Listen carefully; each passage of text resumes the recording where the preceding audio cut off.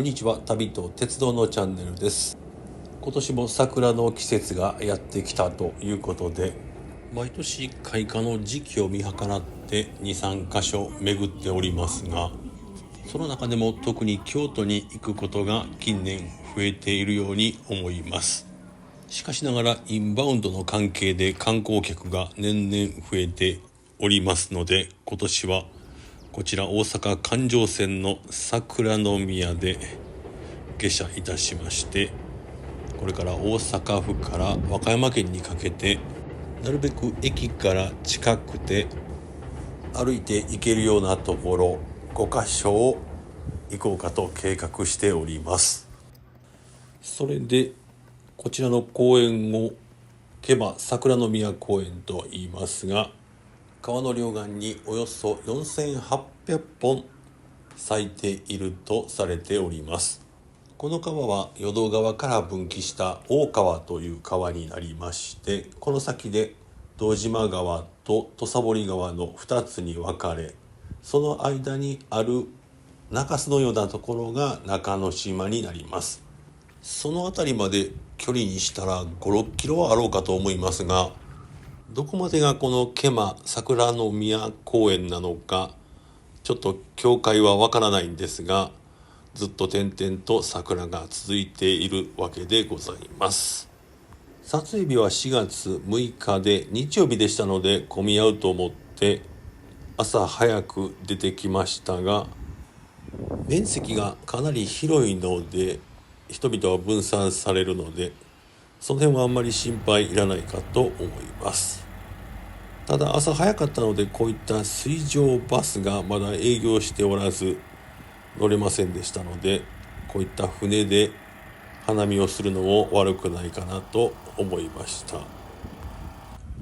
では桜宮駅からは1キロちょっと歩いてきたと思うんですけども、桜の通り抜けで有名な大阪造幣局の南出入り口あたりで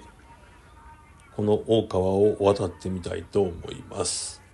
この対岸が京阪電車天満橋駅付近だと思いますが、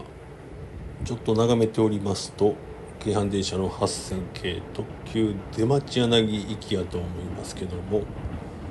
こちらがちょうど桜と大阪城の天守閣をバックに颯爽と駆け抜けていきました。当初の予定では川を渡ってまた桜宮の方に戻る予定でしたが、ちょっと大阪城の天守閣を見て心変わりしてしまいまして、大阪城公園に向かってみたいと思います。こちらが大阪城の外堀を兼ねた寝屋川という川になります。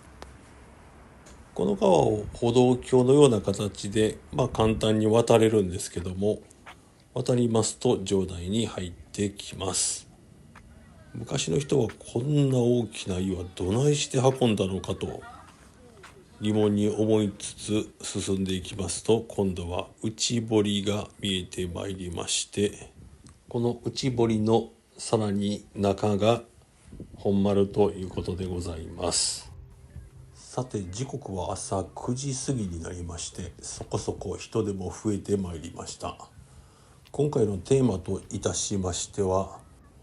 駅から近くてなるべく混み合わないところに行くという計画でしたが、大阪城に関しましてはインバウンドの関係もあり、かなりの人出でございます。それで坂を登ってきまして、こちらが北側裏の方ですけども天守閣となります。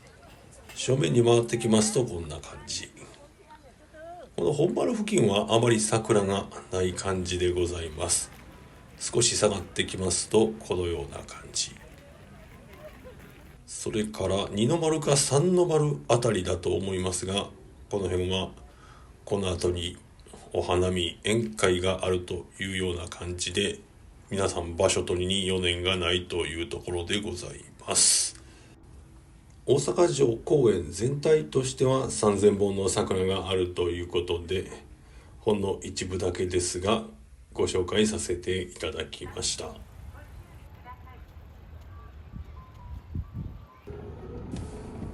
では最寄りの森の宮駅から再び環状線に乗車。降りたのは乗り換えて阪和線のモズという漢字3文字なのにルビは2文字しかない珍しい駅となっております。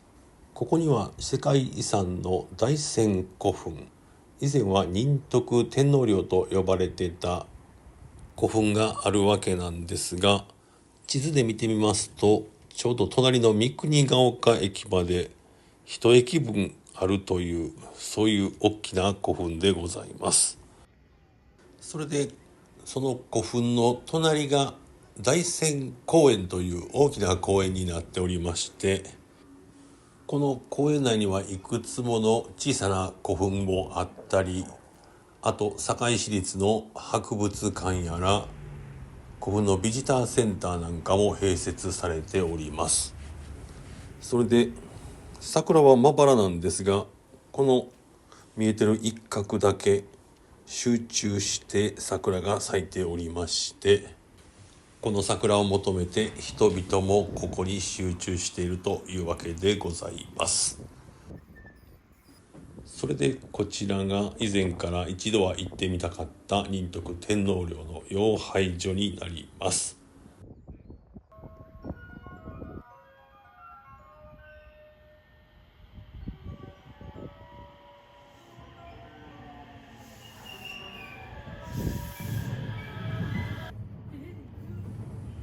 ではまた列車に乗って同じ阪和線ですが、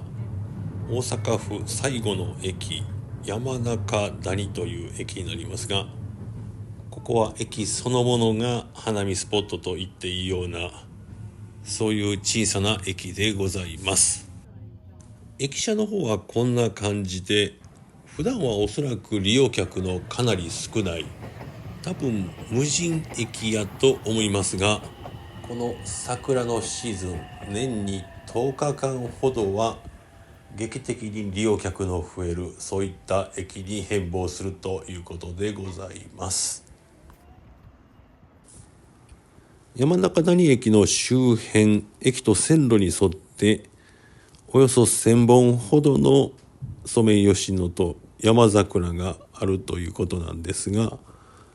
大阪型に戻るような感じで少し進みますと、このような隧道があって線路の下をくぐれまして、くぐり終わりますとこんな感じの小川が流れており、左右どちら側にも桜が続いております。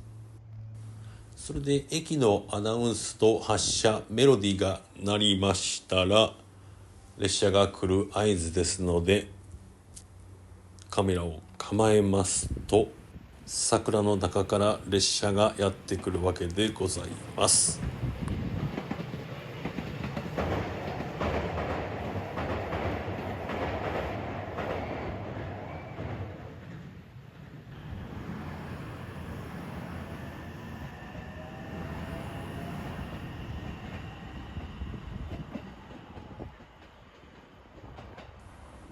この駅の大阪型はなんかカーブの形がいいんでしょうかね。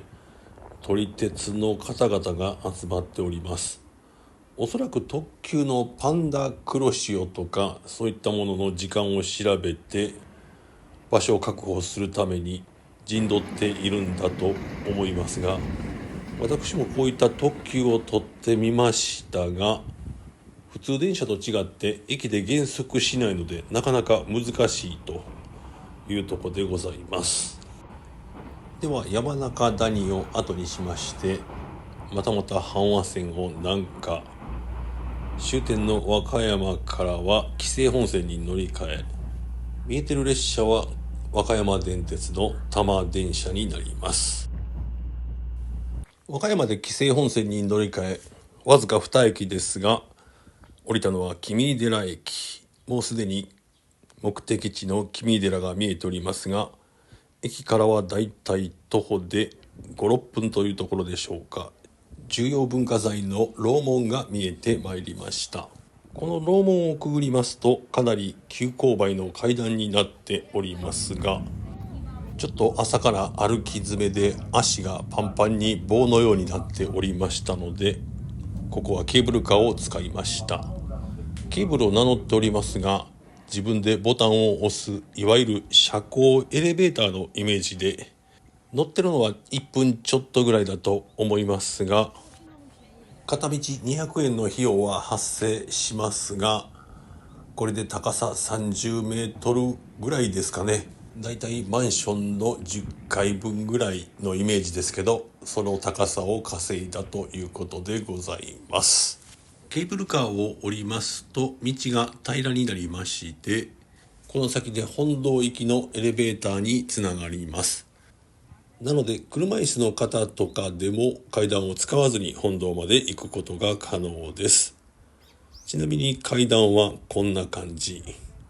かなりの急勾配の階段となっております。それでこちらがそのエレベーターになります。マンションで例えると3、4階ぐらい上に上がるような感じで、降りますと景色がこんな感じで、向こうの海が若野浦ということになります。振り向きますと、こちら見事な桜の向こう側が仏殿になります。それでこの橋を渡って桜が影になって見えておりませんが、この奥が本堂となります。ではエレベーターからの橋を渡ってこちらがちょっと変わった手水になります。蓮の花は陶器でできておりますね。それから大願堂と読むんでしょうか、洞穴と右手の方が本堂ということでございます。それでこちらが大願堂と呼ばれる洞穴みたいな感じのところでございます。上に上がってきますと、ちょっとコスチュームをつけられた可愛らしいワンちゃんが3匹いました。それで本堂でお参りをした後、こちらが正面のどう言ったらいいんでしょうか、テラスのような広場からの景色がこんな感じでございます。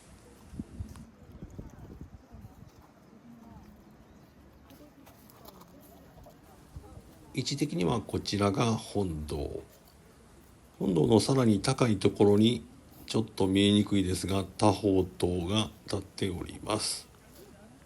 多宝塔に登るのにはこちらの鳥居をくぐっていきます。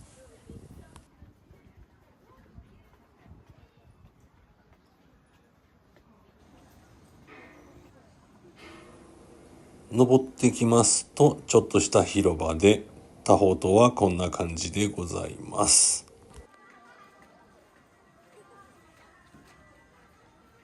降りてきまして最後に仏殿の方を見たいと思います。こちらの仏様は大千手11面観世音菩薩様ということで、何回も取り直したんですがうまく発音できないという難しい名前の仏様でございます。それで仏殿の3階に登ってきました。3階からは仏様を上から見下ろせる形になっております。では最後に3階からの景色をご覧いただきまして、この動画も終わりにしたいと思います。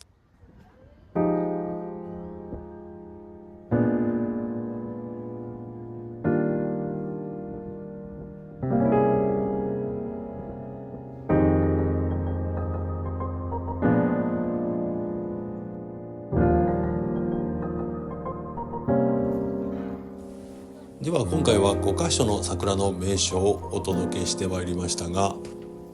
当初予定にない大阪城を追加したため行く予定だった和歌山城には行けなかったので、それはまた来年以降巡ってみたいと思います。では今年もまだ急げば間に合うと思いますが、来年以降でも旅の参考になれば幸いでございます。では最後までのご視聴ありがとうございました。